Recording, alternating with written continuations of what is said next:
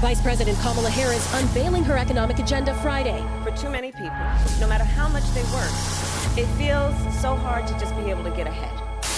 Welcome back. Former President Trump and Vice President Kamala Harris remaining in a tight race for the White House with just 82 days away from Election Day. Vice President Sara Duterte draws flack for her scathing criticism of the Marcos administration. A warning from former President Rodrigo Duterte during a prayer rally in Davao. Duterte said President Ferdinand Marcos Jr. may suffer the same fate as his father if the current administration insists on pushing for a people's initiative to amend the charter.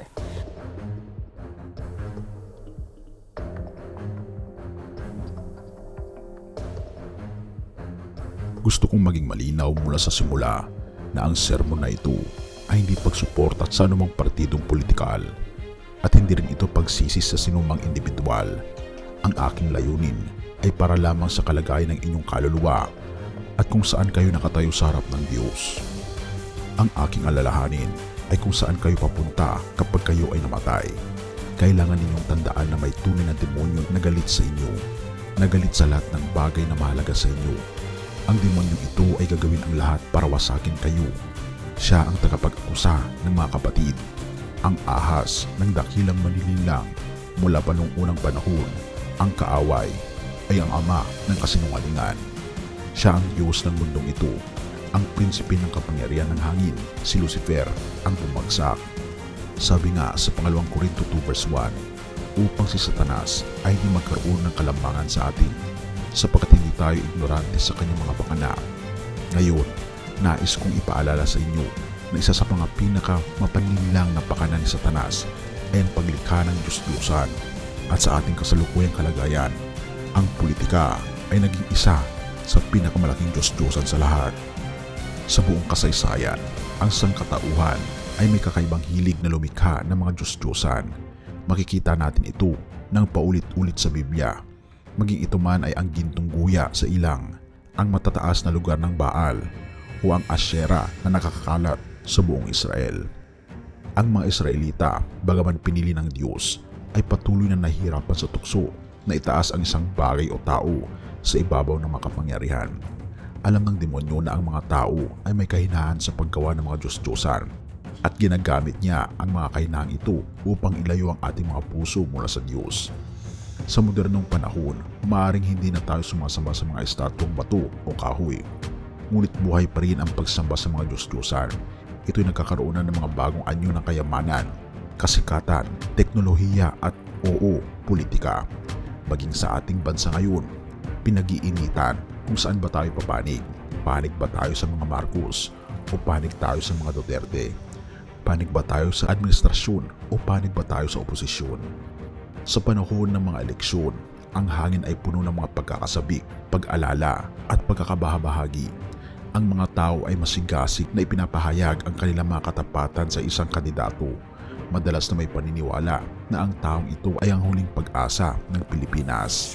O kaya naman sa Amerika, ang pinagtatalunan sa pagitan ni Kamala Harris at ni Donald Trump ay isang mainit na pinag-uusapan kung saan ba papanig ang mga tao.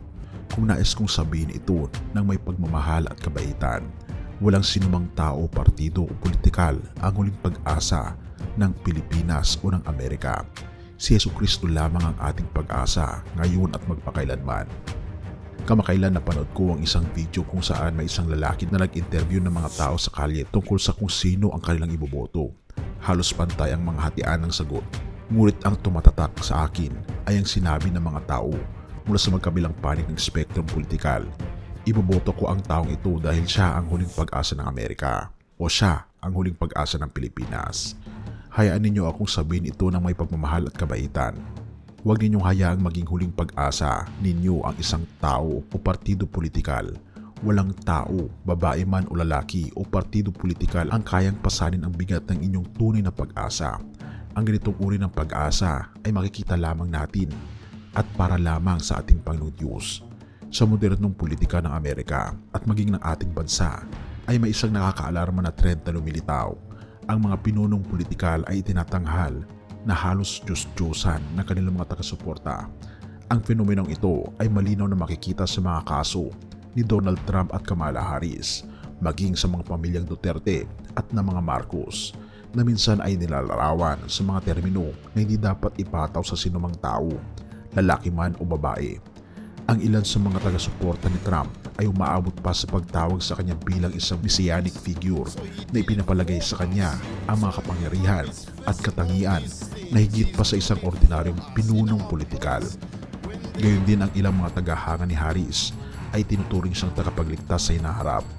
Naniniwala akong ang tunay na solusyon sa mga problema ng Amerika ay hindi matatagpuan sa Republican Party o Democratic Party o anumang iba pang entidad politikal.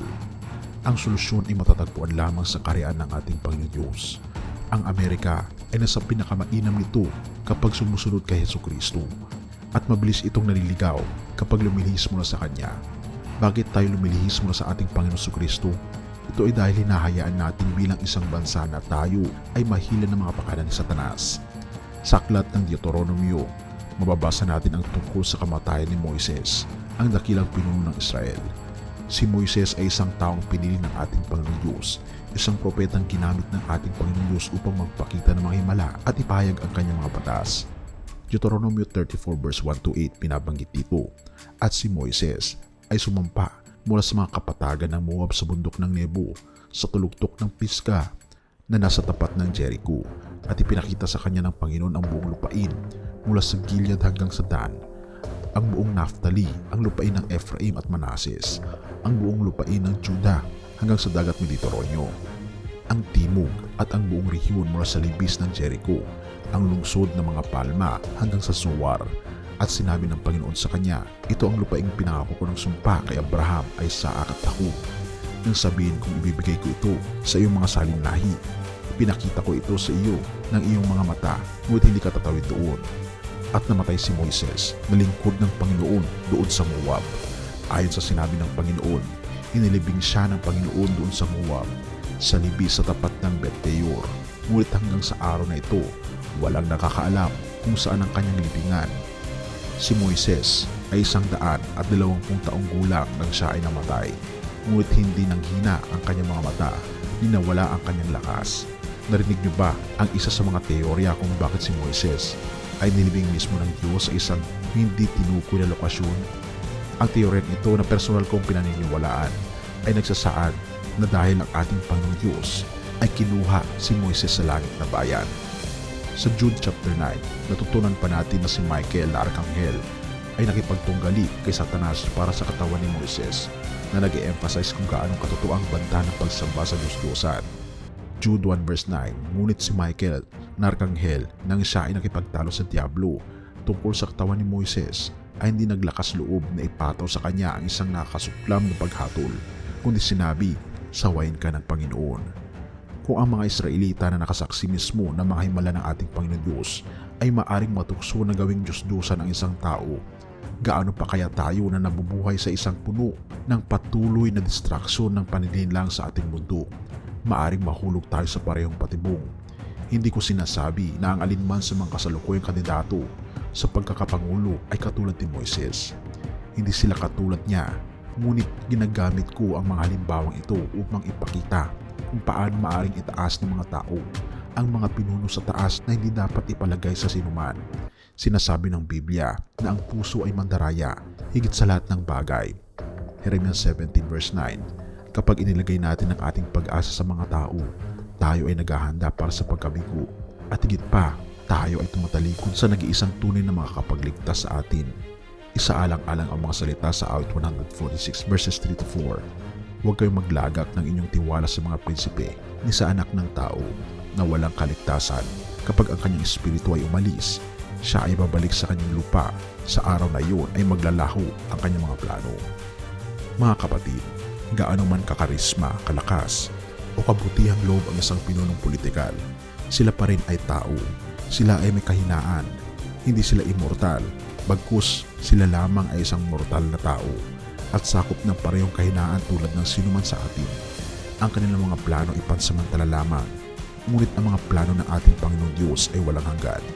Ang mga kaganapan na ating nasasaksihan sa ating mundo ngayon ay pansamantala lamang, mga sandali lamang sa napakahabang kasaysayan ng sangatawan. Gayunman, ang plano ng ating Panginoong Diyos ay walang hanggan, na nakaugat sa isang banal na layunin na lumalagpas sa oras at espasyo.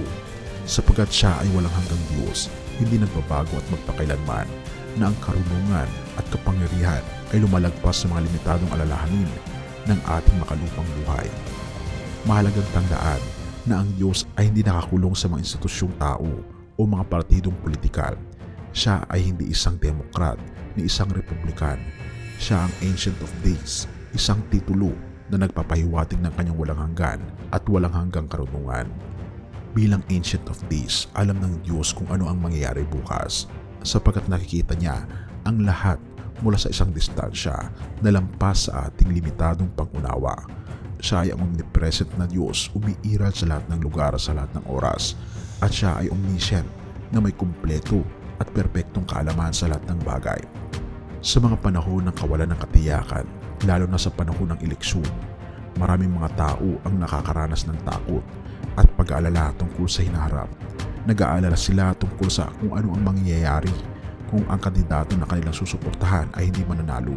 Natatakot sila na posibleng babagsak ang ekonomiya, mawawala ang mga trabaho, at ang kawalang tatag na maaaring sumunod. Ngunit nais kong ipaalala sa inyo na kahit hindi ang pinuno na iyong iboboto ang nakaupo sa pwesto, hindi nyo kailangan mabuhay sa takot. Ang kinalabasan ng eleksyon, bagaman mahalaga, ay hindi ang huling magtatakda ng inyong kapakanan o kinabukasan. Ano kung bumagsak ang ekonomiya? Ano naman kung mawawalan tayo ng trabaho? Ito ay mga lehitimong alalahanin, ngunit hindi dapat dominahan ang inyong pag-iisip o dalhin kayo sa isang estado ng takot. Sa halip, hinikayat ko kayo na ilagay ninyo ang inyong pagtitiwala sa ating Panginoong Diyos na nananatiling makapangyarihan sa lahat ng oras, sa lahat ng lugar. Hindi niya kayo iiwan ni papabayaan man, gaano man kahirap ang ating sitwasyon. Isaalang-alang natin ang kwento ni Elias na pinakain ng mga uwak sa panahon ng malaking pangangailangan. Ang kwentong ito ay nagpapakita ng kakayahan ng Diyos na magbigay sa mga paraan na lampas sa ating pag-unawa. Gaya ng kanyang pinagkalooban sa Elias sa ilang, ang Diyos ay may mga mapagkukunan at paraan upang sustentuhan tayo na maaaring hindi natin alam. Ang kanyang pagpapala ay hindi limitado sa kung ano ang kaya nating makita o maintindihan.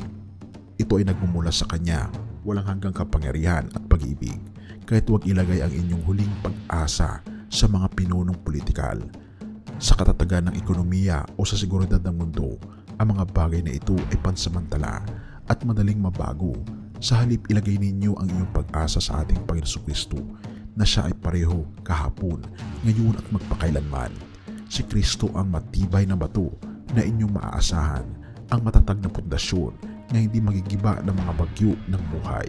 Sa kanyang makakahanap tayo ng kapayapaan na lampas sa lahat ng ating pag-uunawa, kahit na sa gitna ng kawalan ng katiyakan at takot. Dapat nating tatandaan na si Satanas ang prinsipe ng mundong ito at siya ay nasisihan sa paggamit ng mga bagay ng mundong ito upang ilayo tayo sa ating Panginoong Diyos. Ang politika na may mga pakikibaka sa kapangyarihan, ang pang-akit ng kontrol at mga pangako ng utopia ay isa sa mga pinakamabisang kasangkapan ng demonyo. Ginagamit niya ito upang pukawin ang takot, galit at pagkakabahabahagi sa atin upang sirain at ilagaw tayo sa ating tunay na layunin, ang maglingkod at magbigay ng kalulatian sa ating Panginoong Diyos. Ano man ang mangyari sa eleksyong ito, ano man ang posisyon na nakaupo sa Oval Office, ang inyong pananampalataya ay dapat nakasalalay lamang sa ating Panginoong Kristo, hindi sa isang tao. Ang mga presidente ay darating at lilipas. Ang mga batas ay ipapasa at babawiin. Ang mga bansa ay babangon at babagsak. Ngunit ang ating Panginoong Kristo ay mananatiling pareho kahapon, ngayon at magpakailanman. Ang ating katapatan ay dapat sa Kanya lamang. Sa Filipos 3 verse 20, pinapaalala sa atin ni Pablo, sapagkat ang ating pananampalataya ay nasa langit, kung saan ating hinihintay ng buong pananabik ang tagapagligtas, ang Panginoong Kristo. Tayo ay ang mga mamamayan ng isang makalangit na kaharian, at ang ating hari ay nasa trono, naghahari ng may katarungan, awa at pag-ibig. Walang eleksyon ang maaaring magbago nito, walang kapangyarihang politikal ang maaaring magpatalsik sa Kanya, at walang pinunong tao ang maaaring mag-alok sa atin ng kaligtasan na Kanyang malayang binibigay. Hindi tayo ignorante sa mga pakala ni Satanas at isa sa kanyang mga pinakamabisang kasangkapan ay ang idolatry. Alam niya na kapag naituon niya ang ating mga mata sa anumang bagay, maliban sa ating Panginoong Hesus, magtatagumpay siya na ilalayo niya tayo sa ating Panginoong Hesus. Sa pagtatapos, nais kong ulitin na ang mensaheng ito ay hindi tungkol sa politika. Ito ay tungkol sa kung saan natin ilalagay ang ating pagtitiwala at pag-asa. Sabi nga sa 2 Korinto 2 verse 1, sapagkat hindi tayo ignorante sa kanyang mga pakana, alam natin na gagamitin ni Satanas ang anumang paraan na kaya niya upang ilayo tayo sa Diyos, at sa panahon na ito, ginagamit niya ang politika upang gawin iyon. Ngunit hindi natin kailangan mahulog sa kanyang bitag. Maaari nating piliing manatiling nakatutok ang ating mga mata sa ating Panginoon Jesucristo na siyang author at tagatapos ng ating pananampalataya na binabanggit sa Hebrew 12 verse 2. Maaari nating piliing ilagay ang ating pag-asa sa hindi natitinag na kaharian ng ating Panginoong Diyos, sa halip na sa pabago-bagong buhangin na makalupang politika, at maaari tayong maging ilaw sa kadiliman na nagtuturo sa iba sa tunay na pag-asa na matatagpuan lamang natin sa ating Panginoong Jesucristo. Purihin ang ating Panginoong Diyos at salamat kaibigan sa iyong panonood. Tayo manalangin. Ama naming banal na makapangyarihan sa lahat, kami po'y lubos na nagpapasalamat sa inyo pong walang sawang pagmamahal sa amin. Tulungan niyo po kami, Panginoong Diyos, na maging beacon ng totoong ilaw ng aming Panginoong Jesucristo, na siya pong nagbibigay sa amin ng tunay na liwanag. Gabayan kami, Panginoon, na ituon ang aming mga sarili sa tunay na pag-asa ng mundong ito, tunay na pag-asa ng aming bansa na walang iba kundi ang aming Panginoong Jesucristo lamang. Purihin ka, o aming Panginoong Diyos, at pagpalain ng bawat isa, at gayon din ang aming mga pamilya, at patawarin po kami sa lahat ng aming pagkukulang at pagkakasala, at salamat sa pagdinig ng aming mga panalangin, sapagkat ito ang samot hiling sa matamis na pangalan ng aming Panginoong Hesus. Amen.